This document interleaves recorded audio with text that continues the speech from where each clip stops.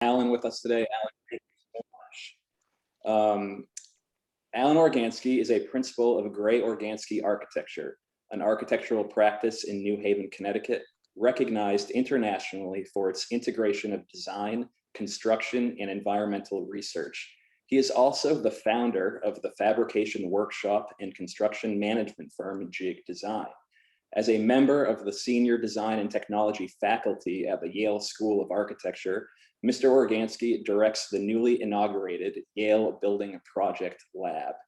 His Timber City initiative examines the application of emerging structural wood fiber technologies and carbon sequestration strategies in the construction of global cities.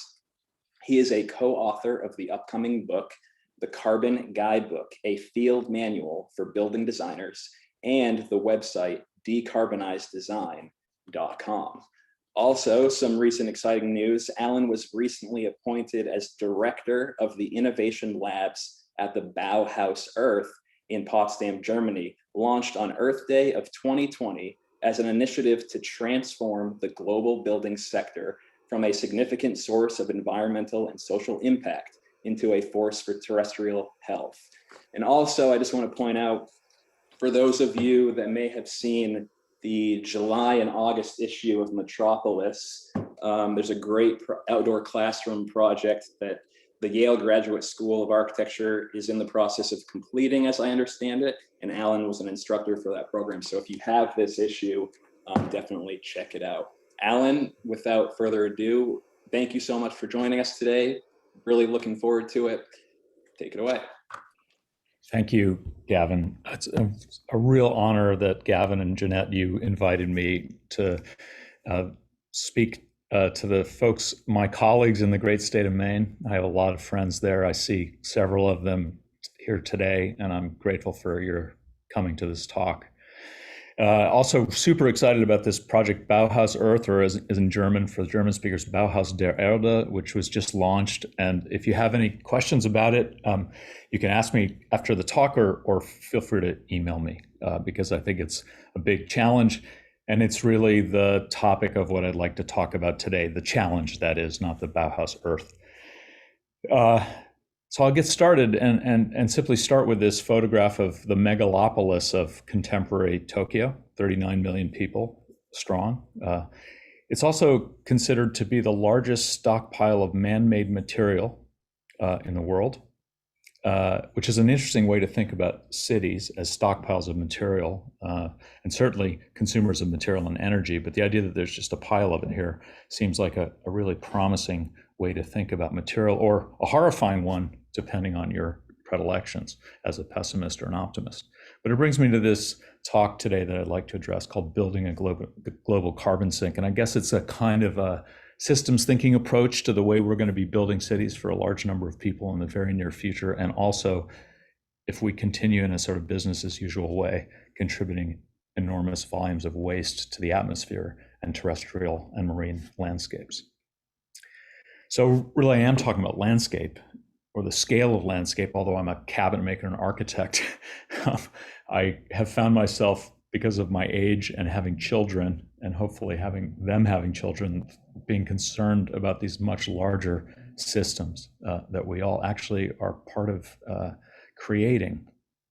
One system is the forest as a stand-in for all terrestrial and marine biomes, but a particularly powerful force of climate mitigation potentially.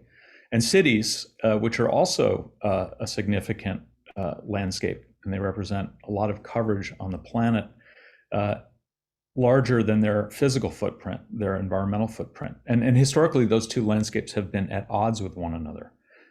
And I'm wondering whether we can really account for the huge amount of sort of damage that we've created environmentally as consumers of material and energy, and as architects, particularly as consumers of large and specifiers of large volumes of material and energy, if we consider the entire building life cycle, acknowledge this huge hole we've dug for ourselves, climatologically speaking, and also start to game those systems in ways that could be more productive. So I'm talking a lot about biological material today, and mostly wood, because wood is a material that we use historically and we're pretty familiar with. And I think we have to ask ourselves, what is wood actually? What is this material anyway? This incredible woodcut by Brian Nash Gill of an ash log cross section, it tells a really interesting story if you look at it in a certain way. We look at this building as this material as a kind of biomorphic system, but also a biophilic one. We love wood because of its character. And we think a lot about wood's character and the story that this woodcut tells about the life of a tree, how old it is, the stresses that it's absorbed through disturbance in the forest, a dead branch that's turned into this unsound knot, where the tree has bifurcated for whatever set of forces to produce two trunks, and the little section of decay or rot in the middle of it, and also the strange grain configurations, which create this sense of, it's almost like cutting through our own body and imagining what that might feel like. We can almost see the viscera of the tree. But this is the same stuff that has made wood so challenging in the post-industrial revolution period of building, where we have sought in architecture and engineering construction uniform materials with really homogeneous performance characteristics. And so knots and stresses and hygroscopic performance, the absorption of water and changes in dimension over the day or season has relegated wood to a kind of marginal provisional material in building for low-rise construction. And only recently have we really started to understand its potential. So what is wood anyway? It's a product, one we're pretty familiar with in terms of boards and how they're sawn. And if you're interested in wood, even sort of how different species look, but also perform. But I would say we've become so disembodied from the way in which we procure, harvest wood and process it and understand all the species and their specific performance characteristics, that we've really relegated wood to this sort of visual aesthetic role, rather than something that could play a really powerful role, not only in the forest, but in building dense cities. And so we have a new set of products that are more sophisticated, that you're all very familiar with, essentially engineered lumbers of different types that can now produce buildings of really significant scale. It's essentially, there's an assembly technique that might include dowels or nail or glue laminations or different orientations of fiber to produce things like cross-laminated timber, which is a two-way structural composite. And those systems can be elaborated in fairly large buildings into tectonic strategies. So structural tectonics, how do we lay them up? How do we form them? How do we join them? And that beyond has created a new regulatory framework for what was called mill construction in the early century, type 4, which as of the ad hoc commission's work in mass timber, the IBC will now allow multiple story buildings, up to 18 stories with the proper fire protection, made out of structural timber, which is a really big breakthrough. And so the question is, does this mean that wood gets to partake in a kind of arms race for who can build the tallest tower out of a particular material? That feels to me like a kind of old school approach to creating the built environment. And it's not one that I'm going to talk about today. And I had confessed to being a little disinterested in it, mostly because in the next 30 years, we'll be buildings that are probably between 5 and 10 stories if we build with a kind of convivial urban densities. So the question is, can wood do that? And I think we know that it can. Wood is also an economy, one that anyone who lives in New England is pretty familiar with. And unfortunately, some of those skills have become a little moribund, mostly because we did a lot of deforesting for a while or over-harvesting wood. But now those forests are growing back as second and third growth forests with kind of different levels of health and populated across a landscape with lots of private ownership as well as big commercial interest. And what that economy historically did after the New England forests were pretty much stripped as fuel wood or as building material, it produced a really deep knowledge of how to live and work in the woods, and our communities around New England are quite sophisticated in understanding that, though we may not yet have the social license to utilize wood products, and we certainly shouldn't have it in the way that we did. Today, that economy is different. The wood coming out of forests is of different dimension, different species, mixed species with challenging characteristics that we have to deal with. We're using different kinds of techniques to use much smaller pieces of wood to produce much larger format layups of material that can be used in large bridges or taller buildings. I'll even note, in terms of this economy, there at Chibougamau Nordic Structures is a young woman working on in the workforce, which was very rare in a wood factory or mill 20 years ago. So that's a benefit. And of course, this idea that wood is incredibly amenable to digital production techniques, to producing very large format structural composites, and that means that they can be applied to a whole new scale of building that we have forgotten how to use wood in. Wood's a fuel, a metabolic fuel for us animals. This is a brown fungus in a microgram, looking at the way in which the fungus starts to consume carbohydrate for energy. Wood is used as domestic fuel for over 50% of the world's population. And of course, wood is a fuel for wildfire, which we understand from tragic consequence across the planet in places like the Pacific and Pacific West, Australia, Siberia, and even places like Finland, which is hard to believe, but climate is changing.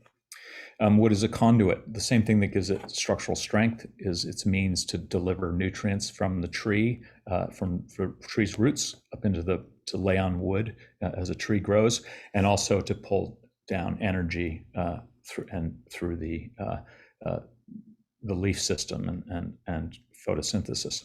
And that same property of wood absorbing and moving water through its material is what makes it a little challenging for us to process, and which has allowed the steel industry and the concrete industry to show uniform, relatively stable structural characteristics in their material, and the ebbs and flows of moisture in the wood have limited its utility until we started really kind of developing ways to detail around it, things we knew historically but had apparently forgotten. And wood, of course, as a conduit, is also a producer of weather. And through transpiration, major forests, particularly in the global south, at the equator, equatorial forests play a huge role in stabilizing the Earth's weather systems and producing rainwater to produce potable water for us. So it's just one of the many ecosystem services that forests provide. And wood is also waste. On the downside, something like 20% of wood leaves a construction site before the building operational phase starts in a dumpster, which is a horrifying statistic if we think about the value of wood as a carbon storage system, and I'll talk about that in a minute. And wood is a really strange material because it's one of the few materials that leaves the biosphere in a circular renewable economy and enters into the technosphere. And the technosphere is basically all non-organic production of manufacturing of material, and it also produces a lot of waste. So circular economics has been very concerned with industrial waste, and it's not really fully understood its capacity and potential of using wood as a circular economic material, and that buildings could be, particularly wooden buildings, could be durable storage systems for material and carbon. And we'll look at that a little bit in a second. Because wood is a carbon bank. It's a carbon storage system. Forests photosynthesize carbon dioxide at an enormous rate. Every ton of metric timber stores about 1.5 tons of CO2, atmospheric CO2, which is obviously a really tantalizing statistic if you start to extrapolate it across all the wood and building we use. And you all remember from biology, photosynthesis and the carbon cycle, where solar energy and water through photosynthesis produce a really complex carbohydrate, cellulose and hemicellulose, which is consumed through either respiration, so biotic respiration like rot on the forest floor, or combustion, fire, or we even consume it. We don't eat wood, but we eat other carbohydrates to produce CO2 again, and that's the carbon cycle, and that's an important piece to remember, because if you think about all the consumption and growth that goes on in the world, the idea that we're overloading the atmosphere by consuming too much and that the forests are weakening and we can't store as much carbon or absorb it becomes a really critical part of this arithmetic equation. So let me just very quickly remind all of us of the stakes. I think everybody's pretty familiar with this, but let me run through some numbers. We have a changing climate, a rapidly changing climate. We've set through the IPCC, Intergovernmental Panel on Climate Change, a 1.5 degree temperature increase, starting with the Industrial Revolution, as a kind of guardrail and guidance for us so that we don't essentially topple stable environmental systems, ecological systems.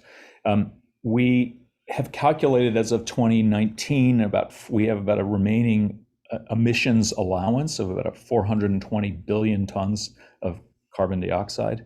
Unfortunately, we burned through that budget at around 42 gigatons per year. And if you're better at arithmetic than I am, you know that that means that by 2030, we'll have blown through that guardrail, and certain kinds of ecosystems will collapse. Maybe not noticeable at first. The US Game and Fisheries has just announced a pretty long list of believed extinctions, and by 2050, Pacific Island nations will be fully inundated, and not to mention the effect on coasts and other things. Meanwhile, the forest carbon sink is weakening through what we euphemistically call forest conversion. And the drivers of that are many. It's thought to be that the wood industry is a big driver of forest conversion, which is actually not the case. Most of the wood that we build with is built from planted forests, but nonetheless, we do play a role in agriculture, but not as much as the beef industry or the global food industry, which causes the stripping and transformation of land.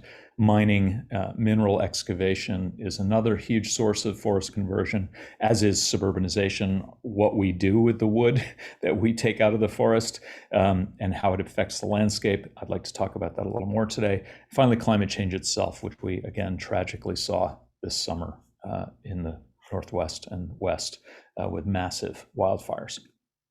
And for those of you who are worried about deforestation or the loss of the power of global forests, or in this case, continental US forests, to be healthy and also serve as carbon sinks, it's important to remember that the land area that was now the US before kind of colonial Western invasion, territorialization, and colonization was about 50%. So 50% of the US continental landscape was forested. Today, 33% is forested, a few years ago. And we're actually gaining forests, which is an interesting phenomenon. So we're sort of stabilizing at this point, although there are other forces like wildfire and like suburbanization, which may change that for the worst. The current capacity of US forests can absorb 11% of US greenhouse gas emissions, which isn't much. And if we somehow magically regrew to pre-Columbian forest cover, we'd only be able to absorb or sequester 30% of US annual greenhouse gas emissions. So the big question is, how are we going to absorb the rest of that? What combination of technology and parsimony in terms of our consumption of materials and energy is going to give us that 70% global greenhouse gas emissions. And this is a big question as we face an infrastructure and energy plan federally, where we believe that somehow by decarbonizing industry, we're going to get back what we're losing. And the fact is, that's a big if, and it's a not very likely one. Meanwhile, we're urbanizing at a rapid rate for a whole host of reasons, shifts in the economy, resource deprivations in certain parts of the world. We'll be building for 2.3 billion new urban dwellers by 2050, which when you think back on that picture of Tokyo, you realize it has significant implications. And you're very familiar with this sort of carbon spike since the Industrial Revolution, where carbon emissions and atmospheric carbon concentrations have crested well above a sort of putative threshold, sustainable threshold of 350 parts per million of carbon in the atmosphere to nearing 420 now, which is really startling. But the more startling thing is that as you track population growth over that same time, you recognize that essentially population growth and carbon emissions are very closely correlated, if not coupled. And so we have this problem because we're all consumers and we all use a lot of material and produce a lot of waste. And as we get more and more people on the planet, we have more and more problem. Another problem we address is the sort of removal of biomass from the Earth's surface, 3 times the current physical footprint of cities is the land area that's entailed in this kind of massive population growth and urbanization. Or another way to look at it is not just land area of urban footprint, physical footprint, but also building area, which is about 2 times the amount, which is a great piece of news for the construction industry in our profession, architecture and engineering, because that's worth about $97 trillion, which is more than the value of the current built environment right now. So if you're a little bit agnostic still somehow about climate change, you can get in on the potential profits to be had in building a green economy. And this building that we're going to build, a building will cover 53,000 square miles, which is about the size of New York State. I'm not talking about a city. I'm talking about a building footprint the size of all of New York State, which is a kind of shocking thing to think about. And of course, we're familiar with the impacts, more and more familiar with the impacts of the building sector. If we consider the entire building life cycle, we're responsible for at least 40% of global anthropogenic greenhouse gas emissions, CO2 and its equivalents. And by the time we come around at 2050, we'll be 50% of that 40+% will be associated with embodied emissions, not the operational stuff that we've been so concerned about during our sort of early years of sustainable thinking, where all we talked about was energy efficiency of building envelopes and high performance mechanical systems and passive house, but rather the entire life cycle and its impacts. Let me illustrate that. Here's the typical carbon emissions of a building once the door opens and the occupants start using it. We start with a zero carbon emissions, and slowly over its life cycle, even an efficient building will continue to produce emissions. A net zero emissions building, in theory, produces no emissions. But we can talk about in a minute, because to build it, we have to think more broadly about the entire building life cycle, starting with the extraction or harvesting of material, its transport to manufacturing facilities, its industrial energy and emissions, energy consumption emissions, construction process, et cetera. That gets us to the operational life, and we maybe can keep our buildings going well and keeping them useful for 70, 80 years. That's a really generous estimate. And at the end of life, we produce more embodied emissions through the demolition and landfilling or incineration of these materials that were associated with the building's life once that service life is no longer functional. Now, what's really important about this is this diagram shows, it's schematic, but it's accurate, is that essentially the operational emissions focus, which was absolutely necessary for sustainability movement to start, and it's been a real force for decarbonizing, in large part, the building sector, it doesn't account for the impacts that we have to address. We can never catch up through parsimonious, austere building operation and emission, all of those what are called the carbon spikes along throughout the building life cycle, starting with the production carbon spike at the very beginning of the building life cycle, again during the life cycle maintenance, refurbishment, repair, and finally another spike with demolition and hopefully some reprocessing of the material, if not landfill. So that carbon spike is really important, especially when you think that we only have 10 years to solve this emissions crisis and climate emergency. The fact is that if we build a super sustainable building right now, what we're doing is front loading all of the emissions to a time which they can't be recovered or amortized in the time we have to solve climate change. So we have to start now to think about a way to flatten that initial production stage carbon spike. So the thing to remember about forests is they're valuable because they're absorbers of carbon dioxide and they're storers of carbon, which is really critical. And in our area, in our region, the temperate forests, 50% of the carbon that's in forests is actually held in the ground. So when we consider this slow, inexorable move to strip forest soils as well as the trees above the ground, and dig deeper and deeper with more sophisticated techniques to pull material out of the geological strata, and moreover energy systems that serve that are petrochemically based, so fossil hydrocarbon based. We really see that we're not only creating a condition where we're consuming materials and doing a lot of impact to the landscape, but we're taking away the capacity of the forest to recover and to continue and regrow as a global carbon sink. So this is what sustainable harvest looks like. This is the Chicamas County Forest in British Columbia, recently cut. And you can already see that the DNA in that soil is starting to do its work. The seeds that were left over, the different kinds of root systems that we're producing, will produce a new forest if we were able to leave it alone once this human disturbance, which is modeled after other kinds of disturbance like fire or wind throw, could be allowed to go to work. This is extractivism. This is the Bingham Canyon copper mine. This landscape, except with enormous costs of money and material and energy and emissions, will never be a productive landscape again, because it has been destroyed as a biological system. And we're heaping waste on top of those biological systems.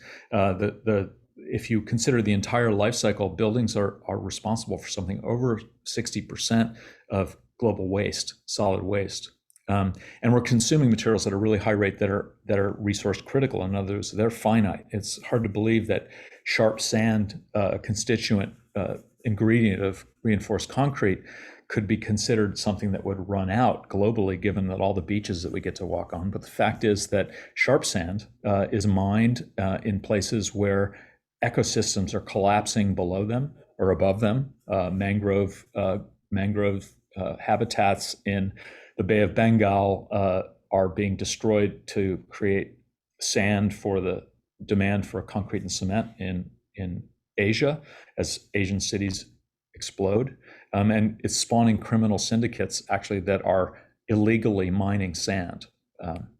And that sort of level of exploitation even extends to human beings. I mean, we've seen the sort of record of extractivism in all its forms having an impact on the social lives of communities, whether it's because of child or human labor exploitation, abuse, military conflict. These are all the things that I'm painting a kind of a dark picture, but I hope that we can keep these things in mind, and I won't go into that too much more. What I would like to talk about is the thing that's really given us a lift in terms of thinking about mitigating rather than just adapting to climate change, and that is the idea that timber is low in its embodied emissions compared to steel and concrete. A ton of concrete has an equivalent amount of emissions to a ton of timber in terms of its production, its embodied emissions, but a ton of concrete gets you nowhere near as much structural capacity, strength to weight ratio as timber. And if you add carbon storage, which is truly embodied, in other words, the carbon is in the body of the material, timber starts to really accelerate in its benefits, especially if we can keep timber in a circular economic system where buildings are dismantled and the material is reused, and we can promote forest growth. So let's look back at Tokyo really quickly for a second and think about these numbers that we looked at. Huge population urban growth, huge increase in land area consumption for this urban footprint, enormous potential value in that, significant emissions and impact associated with that, especially at the beginning of the building life cycle. 26 gigatons of emissions associated with a kind of business as usual, primarily mineral and fossil hydrocarbon based building. It's what many industrial ecologists and urban geographers describe as a kind of dead end for the planet, which is frightening given that it's happening at our hands. But potentially 36 gigatons of carbon of emissions avoided and carbon stored were we to somehow magically be able to start building with wood. So the question is, could forests, which we know to be kind of a biological force for global health, and mass timber, dense wooden building and other biomaterials in dense building, could those form a kind of geotechnological synergy rather than this sort of antagonism that has characterized the relationship between forest landscapes and city and growth? So we should talk about technology really briefly, because we're also in the midst of a biological revolution.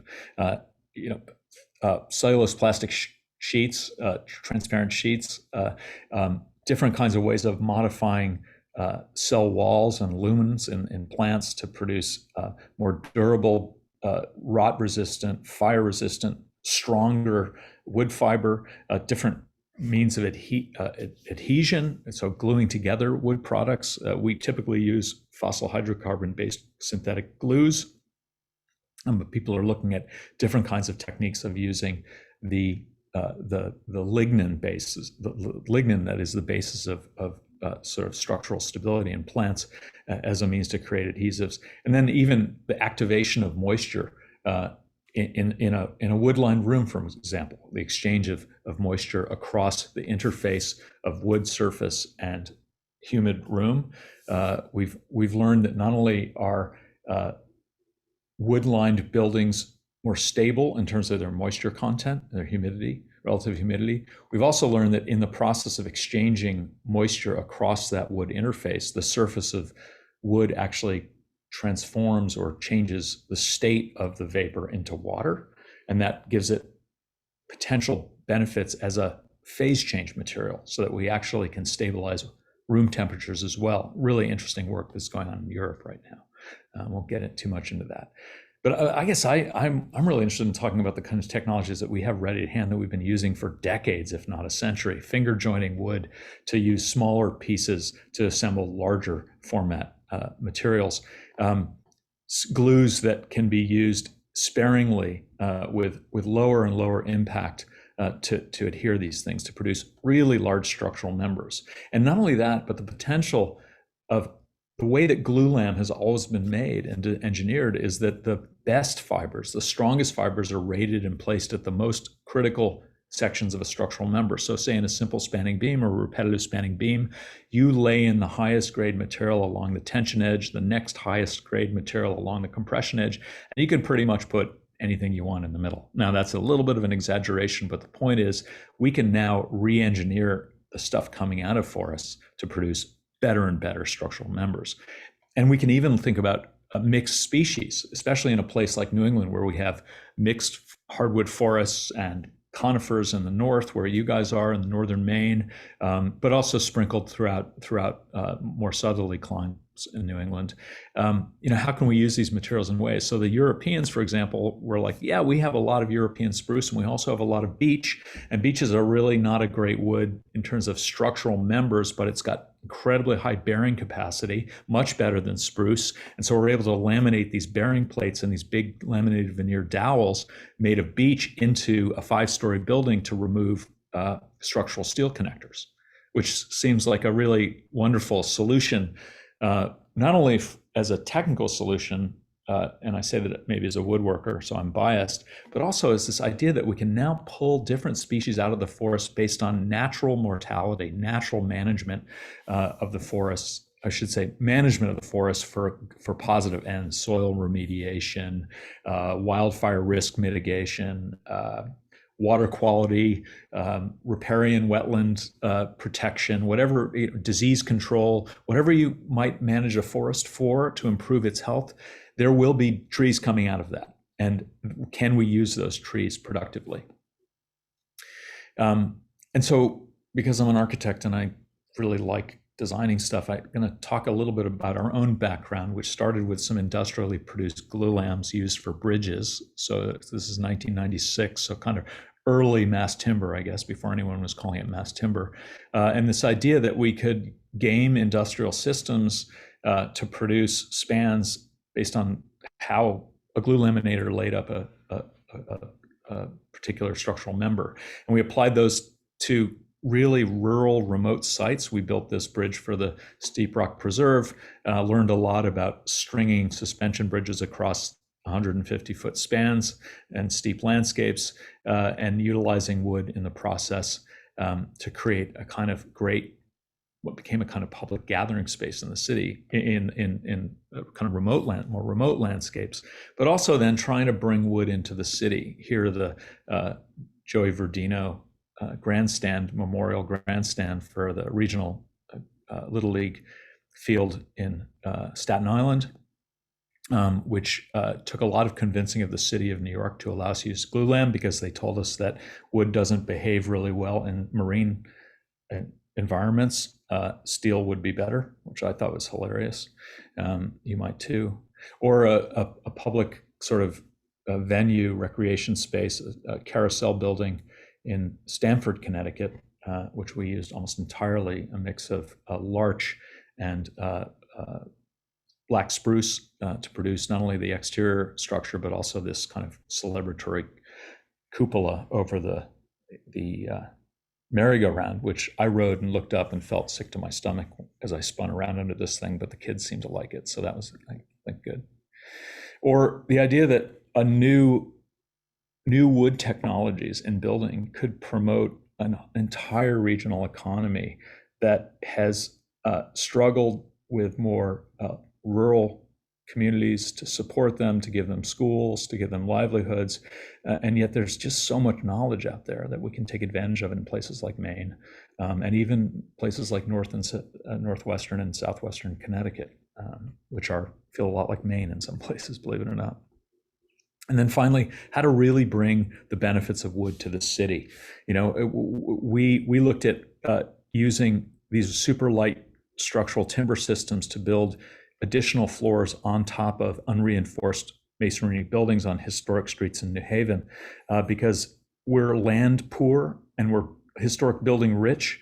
And it turned out that this addition to the top of an unreinforced masonry building could actually serve as sufficient structural reinforcement that the timber actually presented no further stress on the building. That added weight of a new floor in the building, and it made a nice space, and it gave us a chance to show developers and clients what just using the wood and not worrying about extra finishes could do to produce pretty convivial housing, which we then brought to a larger scale in the city of New Haven. We just received a low-income tax credit for 340 Dixwell for a historic Black community in New Haven, 70 units of deeply affordable housing, working with our partners, David O'Day in Boston and Providence, and Paul Selnow in Hartford, to build a 4-story, very sustainable, fully bio-based building, which was approved as a sort of high-performance building for the Connecticut Housing Finance Authority just a few months ago, which is really exciting. And again, we're using materials that could be easily gleaned from the forests of New England. And why not? Because if we can reduce transport costs and we can build the economies, a regional circular economy, we're going to be a better region. And so this idea of bioeconomics became a real focus for us, not just as a sort of industrial proposition, but as a sort of whole systems thinking approach to how we consume material and how we might game the benefits of literally the process of consumption. Rather than just consuming it and producing waste, we actually consume it, and we're sort of nutrifying ourselves in the process, and ourselves being the planet, ecologies, forests, etc. And we became really interested in this idea of how we go from this sort of raw material roundwood with all its vagaries and inconsistencies into an industrially manufactured product like CLT. And we worked on this school about 4 years ago called the Common Ground High School, which was an educational, agricultural and environmental curriculum project-based learning program for inner city kids in New Haven, many of whom are on school lunch program. So they're really coming from a pretty deprived socioeconomic group. And these kids really are doing amazing work studying forest function. They grow their own food for lunch in the farm fields. And their teachers and administrators and the student led building committee asked us to build the most sustainable building that we could. And so they wanted, photovoltaic arrays for power generation, and they wanted ground source heat pumps for heating and cooling, and lots of daylight. And we gave them all of that. But we said, probably the best thing you can do is build your building almost entirely out of biological fiber, because we can store carbon. And we went to work on that. First, analyzing all the species of wood that were going into the building for whatever their regions, studying their transport impacts, but also particularly the sort of optimum harvest time, both for commercial harvesting, but also for optimizing carbon storage in the forest. And then we calculated exactly how much carbon was stored in those forests, and then how much was going to be transferred out through a range of products that would then be mapped onto the building envelope. And we studied exactly how much the net emissions of carbon were happening. You can see above that through ground plane net CO2 emissions from processing and transport, and then how much was stored. And you start to understand that there's this potential game we can play where we encourage the growth of forests and their health and biodiversity while encouraging carbon sequestration and storage. And we can store a bunch of that byproduct in buildings to amplify the benefit of that. And so we went to work working with Benson Wood. Alan, could I interrupt this for a moment, please? Sure. Just because I have a question about it. When you speak about the wood sequestering carbon, is that also after it's been milled and installed in buildings, it still is holding carbon, or is it only? Yes, and that's a great question, Gavin. Thank you, because I'm mixing my terms. Carbon sequestration is the act of drawing carbon down from the atmosphere and laying it into some kind of storage system, so wood. As long as that wood is protected from biological rot or fire, so in other words, in a typical building assembly like the one we're looking at right here, that wood will hold carbon and not emit carbon at all until it either burns or is thrown in a landfill and is digested by microorganisms and emits as carbon dioxide or methane. So forests sequester, draw down, and store carbon, and all wood materials, as long as they're protected in buildings, are durable carbon storage banks. That's really important. When we cut a tree down, the carbon that we lose is whatever we don't gather off the forest floor, some of which is really valuable for wildlife habitat or generating more forest growth naturally. But what the rest that we pull out and we process and use really efficiently, we can talk about that at the end of the talk, is literally stored in the wood and we don't have no losses associated with that. It's a really important question.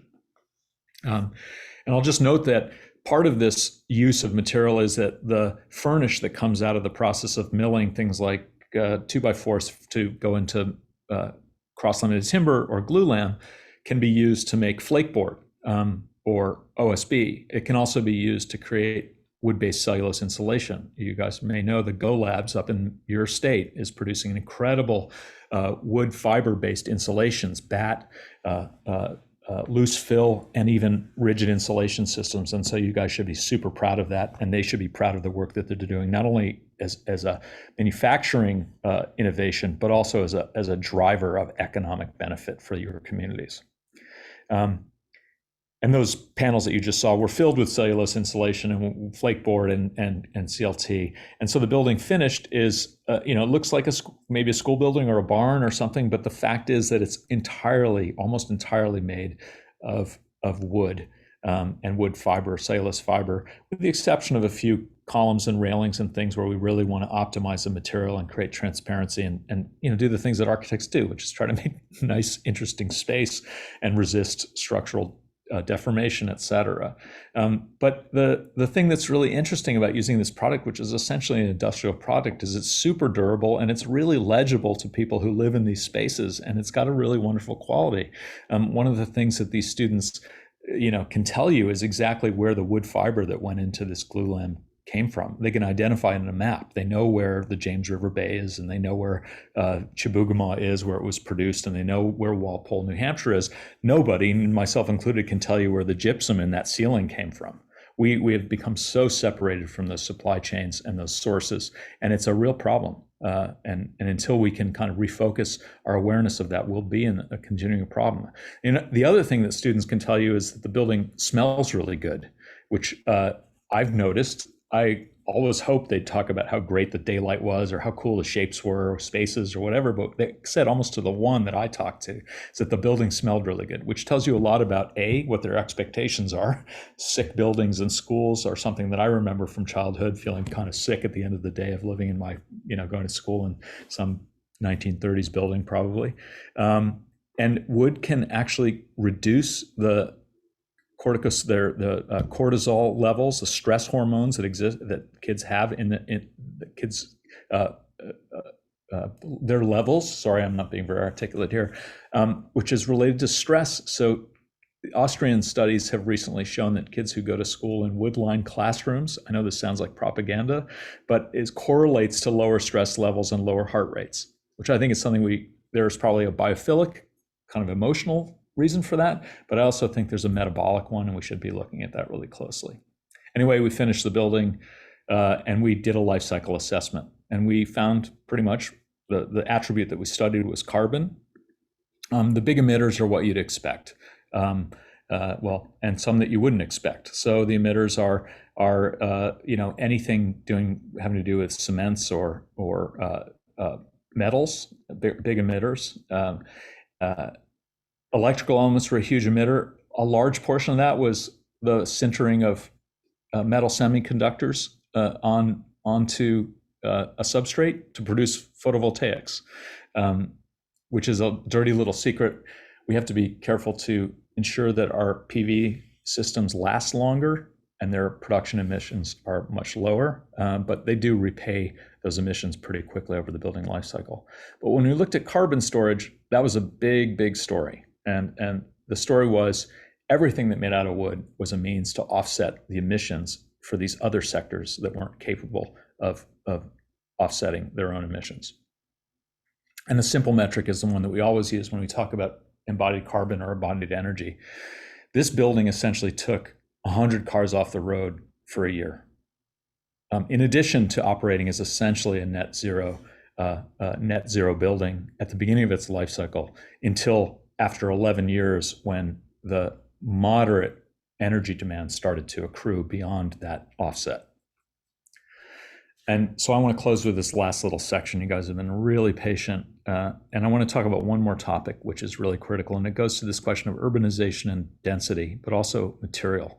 We talked a lot about material density. How do we optimize material in the best sense from the construction systems that we use and building assembly systems that we use? I also want to talk about land use density. Right now, this is the way that we use wood. This is Levittown. It produces a huge array of not only buildings, but also infrastructural systems, roads, power lines, lawns, which are largely abiotic. Grass is a pretty poor photosynthesizer. And we also put a lot of chemicals on them. So what we've created using this really valuable piece of kind of material is a pretty land intensive, infrastructurally intensive building system.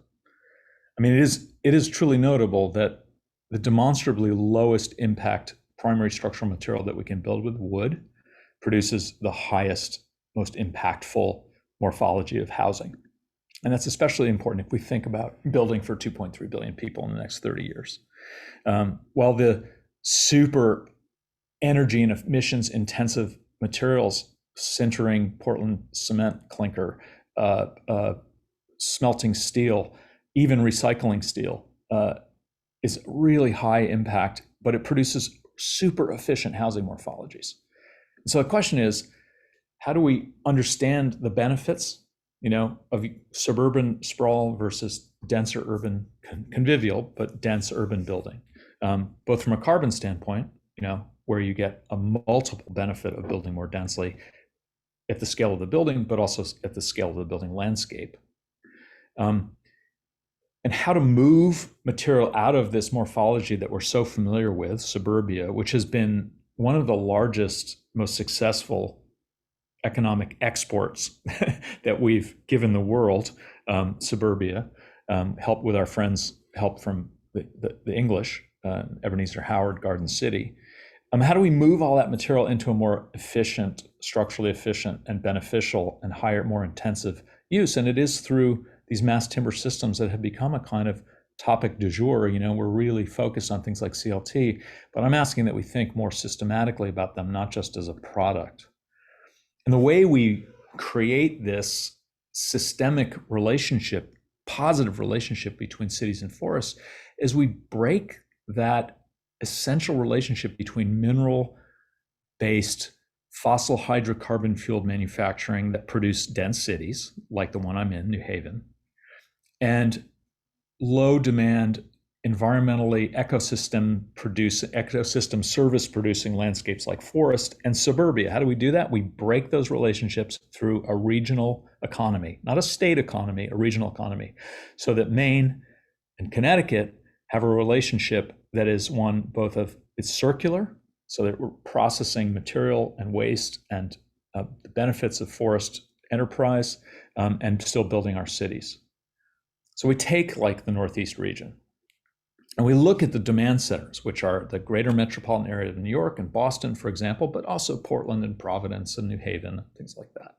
And then we think about this pretty significant wood basket with enormous capacities, especially Maine, your state, which is such a potential source of really interesting range of fibers that we could use.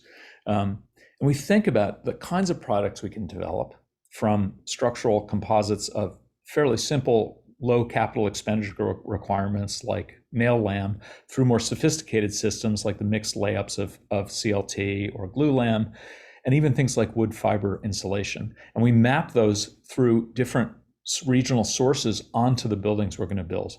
Really good, durable buildings that can be dismantled at the end of their life cycle and the components reused, because the components are so big and easily reused. Not sticks, not drywall shards, but actually big panels that we can reuse because they're durable. And that brings me to our Timber City project. And I'll go really quickly through this because it's pretty simple. We took a working forest in Maine, looked at the harvesting patterns, looked at the stem succession, how forests grow, and we looked a little bit at biodiversity benefits, as each landscape character, forest character, and stand character produces different habitats, but also how to maintain the different species that were coming out at different stages. And we mapped those onto a very small urban district, 22 buildings, a set of typologies that were built out of timber, fully engineered with the help of Chris Carbone at Benson Wood, working with different species through the entire building assembly. And we studied this harvest system of 60 plots. 75% were harvested over annual rotations to produce timber to build these 22 buildings. 465 residential units over almost 85,000 square feet in former parking lots in New Haven. And what we found was maybe not surprising, but no one seems to be doing the arithmetic, which is 114,000 metric tons of carbon dioxide preserved in the forest, the stuff that we didn't cut, the soils that we didn't disturb. 51,000 of that added carbon dioxide reabsorbed through the process of photosynthesis as those harvested stands regrew naturally, not replanted. 34,000 tons stored in the buildings durably for as long as those buildings are left intact, or if we can reuse that material in future buildings as once they reach the end of their service lives. But most importantly, 84,000 metric tons avoided by not using superstructural concrete or steel. 282,000 metric tons of carbon dioxide, which is one of those numbers that's meaningless unless you look at how many vehicles it takes off the road. 64,000 vehicles. It's the equivalent of wiping out those emissions. But in dollars, right now, I think carbon dioxide as a waste material is to buy offsets for that. You pay $30 a metric ton. That might be a little outdated. Someone in the audience can help me with that, but that's worth $8.5 million to cities strapped for cash, or developers looking for incentives to build, or offsets to impact. And as the cost of emitting carbon increases, as it will, William Nordhaus at Yale, an environmental economist, has calculated by that 2100, it will cost $1,000 a ton to emit carbon dioxide because of its impact. That's worth almost $100 million. And the idea of building 22 buildings that can create a revenue stream simply because of the carbon storage benefits of that kind of money seems like a really powerful driver, not only to build with wood, but also to protect forests and expand forests. So let's look at this as a sort of overall systems thinking. Stem succession of forests. How do regional forests grow? What species do they produce? Look at this sort of oscillating layer of carbon storage and emissions. If we just allow the natural forest to grow and die and we don't utilize the wood, versus the kind of storage systems that we know we can use, we already know how to use them, which are these material systems. Their application, yes, to continuing low-rise buildings. We don't want to lose that market, but the possibility of 8, 10, 12-story buildings, up to 18 stories, according to the International Building Code as of 2021, the vast amount of storage capacity that these cities have in synergy with forests. And that sort of systems approach to the econometrics of wood use is a really important part of the story we have to tell, because we're not just building buildings to resist sea level rise and forest fires. What we're doing is building buildings to have a positive environmental benefit. What's that look like across the planet? We just finished a paper that was published in Nature Sustainability called Buildings as a Global Carbon Sink. And we looked at a bunch of scenarios, 3 different building typologies, structural typologies, steel, concrete, timber. And we studied exactly how much carbon would be emitted in the building of this material if we built all of the buildings that is required in the next 30 years out of these different materials. And what you can see is that black storage of mass timber is really significant. So significant that were we able to execute this massive transformation from a mineral-based fossil hydrocarbon fueled building economy into one that was biologically driven and truly renewable, because we're also enforcing building land management plans and enforcing forest protection and expansion in order to meet some of the demands. We can actually bend that steepening curve of temperature increase down, and we can keep it below at least the 2 degrees Celsius guardrail. So we could store 36 gigatons potentially and avoid 36 gigatons of emissions by this biomass scenario for building. And we could incentivize an additional 205 gigatons of potential carbon storage and sequestration through afforestation, through the expansion of forests. Yes, planted forests, they're not as good as the multicultural forests, heterogeneous forests that are naturally grown. But we've learned through land management at places like Yale that forests that are planted first will be infiltrated by natural species and eventually become more natural forest systems, multicultural systems. So let's plant more forests. Let's afforest. And so finally, this question of whether buildings can stop being impact drivers and instead be mitigators of climate change that could actually serve to reverse climate change is really important. But we have to answer these questions. First of all, can we ensure that global forests are protected? and expanded to supply the necessary demand associated with building with wood? Can the building sector essentially really understand? Can we become, in a sense, de facto foresters, where we really understand, with the help of our friends in the forest sector, to how natural forest growth and mortality could produce particular species, and then we can learn how to handle those species and introduce them into building, rather than just relying on the usual suspects of Douglas fir or southern yellow pine? Can we grow the mass timber market fast enough to take the benefits of this enormous population explosion? And how do we ensure that those benefits are distributed across a much broader realm of society? Forest communities, indigenous communities, urban folks who aren't having the benefit of the boom and bust cycles of the advanced capital economy. And how can we think more broadly than just primary structure to introduce new kinds of biogenic material innovations into buildings? I mean, could we make cellulose seals and stops for our buildings rather than using plastics?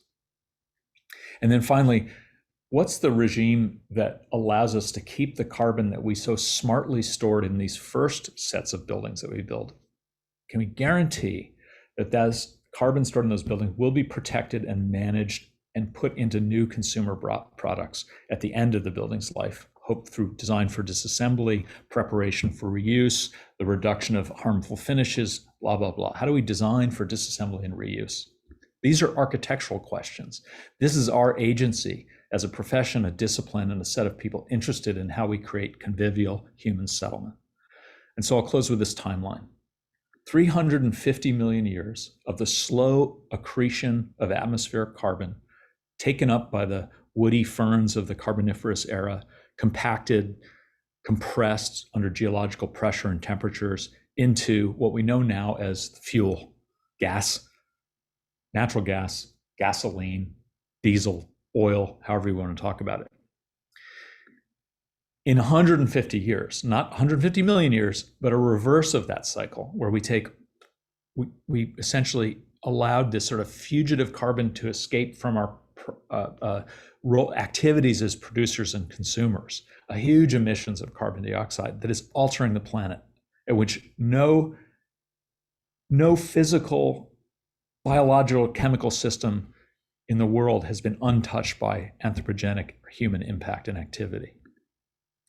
And what would a future look like where we could start to game those biological systems to be part of an ecosystem globally that understands that we can draw down carbon through promoted forest growth and health, and through the use of wood rather than the typical emitters of carbon dioxide industrially, but working also with those sectors to create a kind of circular economy and draw down carbon from our atmosphere and put it back into this new sort of anthropocenic landscape of cities, interwoven with forests in a kind of polycentric morphology of building.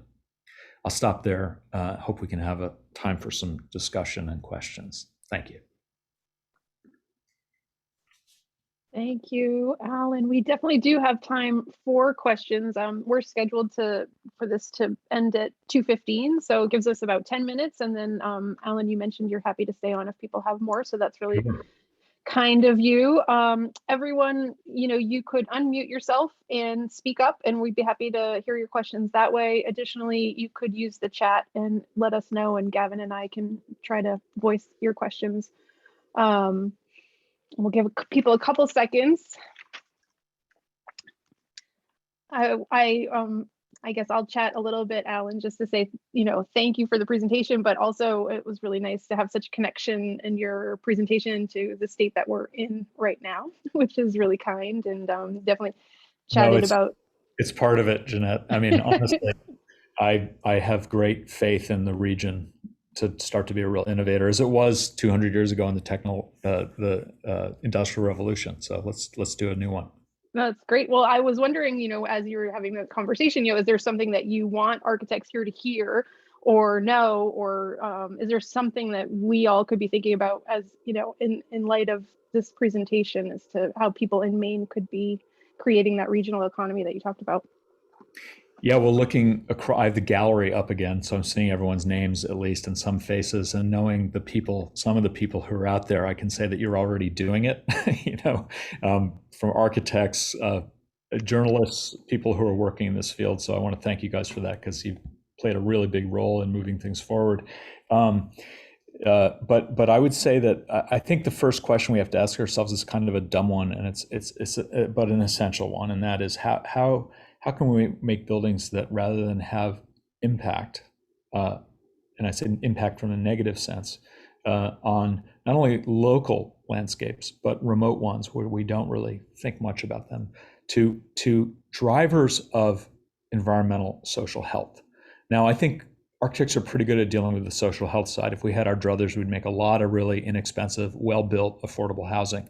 What we think less about is those far-reaching impacts and those long time frames of impact that happen because of the amount of consumption that we have. So I guess at those moments when I'm like staying awake at night worrying a lot about this stuff, and I've never been a worrier, honestly, I think I have a lot of agency because just the sheer tonnage of material that I specify gives me some amount of control. And we have all the other potential to deal with these problems of climate change as citizens and voters, and thinking about policy and our own behaviors, all of that, cars we drive, et cetera. But architects have a special role to play because of the way we think about systems. We're orchestrators of systems naturally. We just need to extend the system boundary of that analysis and think more deeply about it.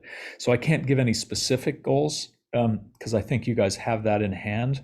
But I think that as we approach building, everything that we do wants to have a beneficial, a positive effect on environments and social configurations as best we can, and to push our clients and our developers and our policymakers and regulators to also ask that of us so that we have help in that. And I think that's a great strength. I really do.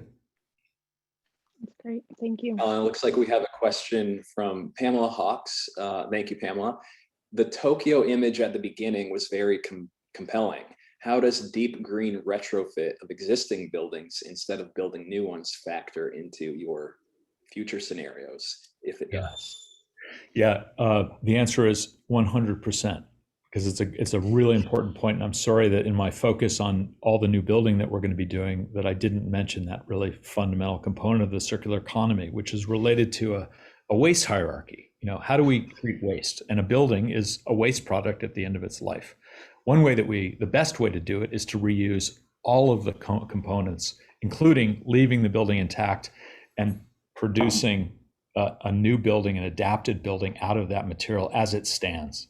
And that's the best thing we can possibly do.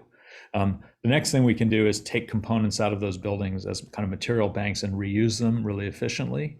The next best thing is recycling, because we're going to have a lot of processing emissions to turn a steel I-beam or steel components into a new steel member, but it's better than putting in landfill.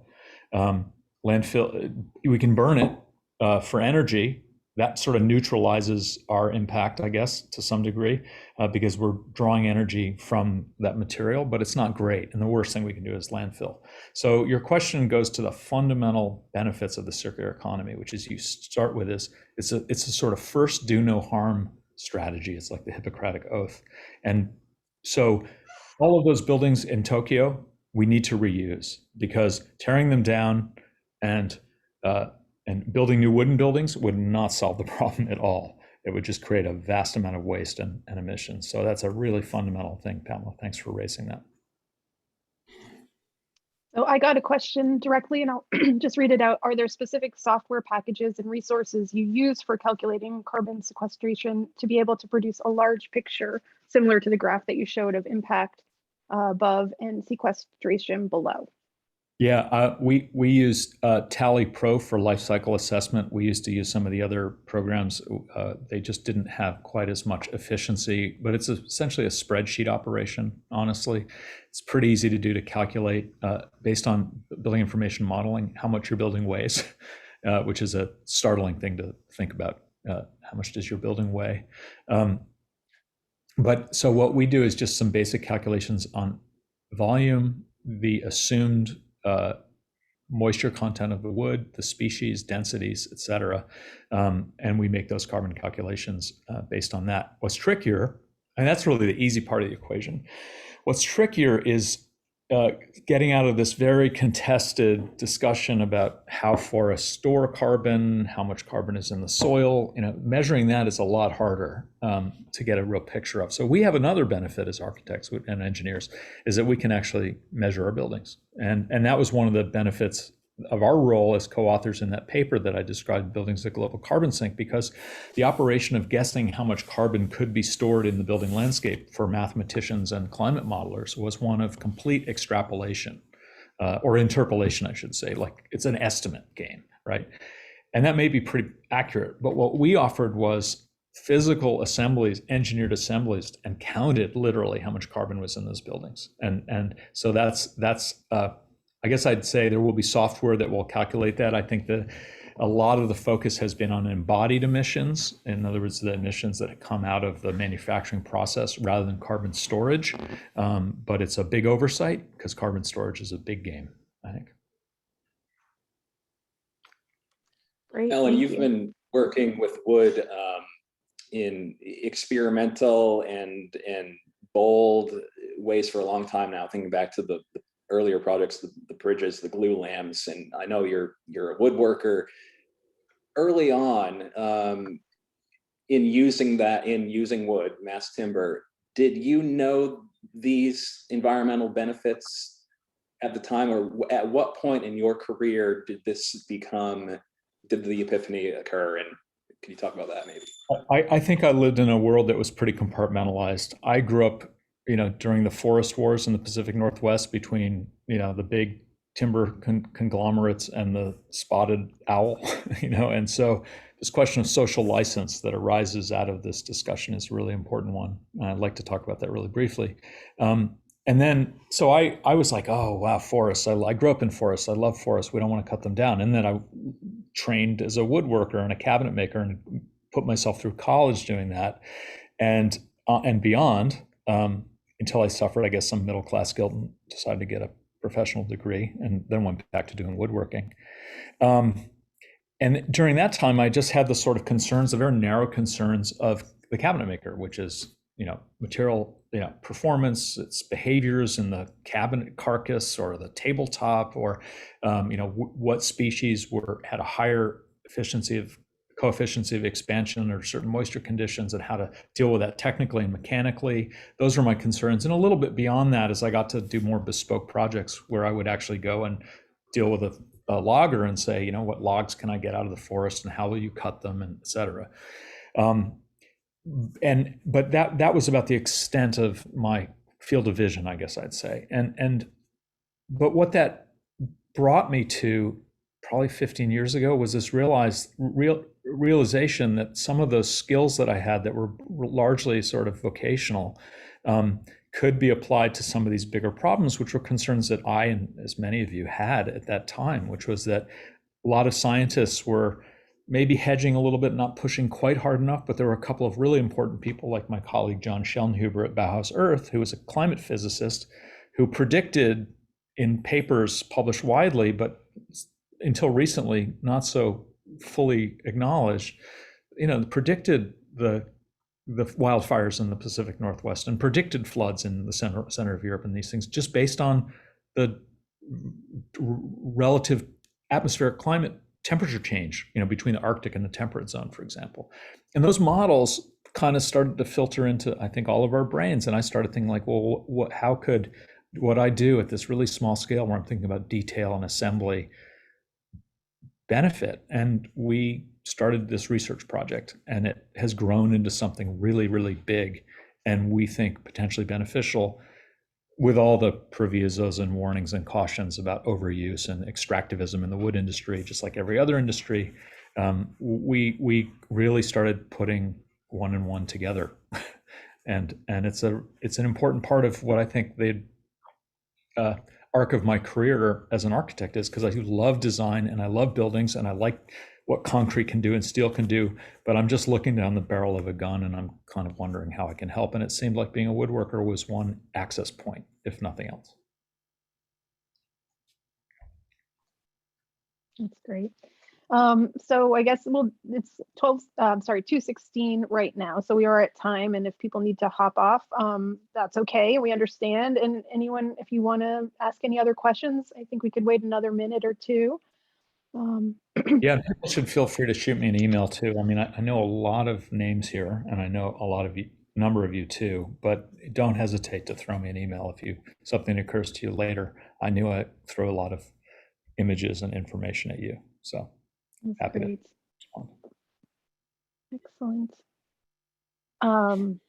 Gavin, do you have any final thoughts or questions before we sign off? Yeah, thanks, Jeanette. Yeah. Alan, I appreciate walking everyone through just your own personal experience with the profession and your background, and because I think it's just helpful to hear that as we're all design professionals, and sort of reconciling the pessimism that can exist when viewing all of this horrifying information, but then weighing that against the optimism of something that can realistically be done about it. And thank you. Yeah, thank you. You guys are very welcome. Thanks everybody for coming. Really appreciate it.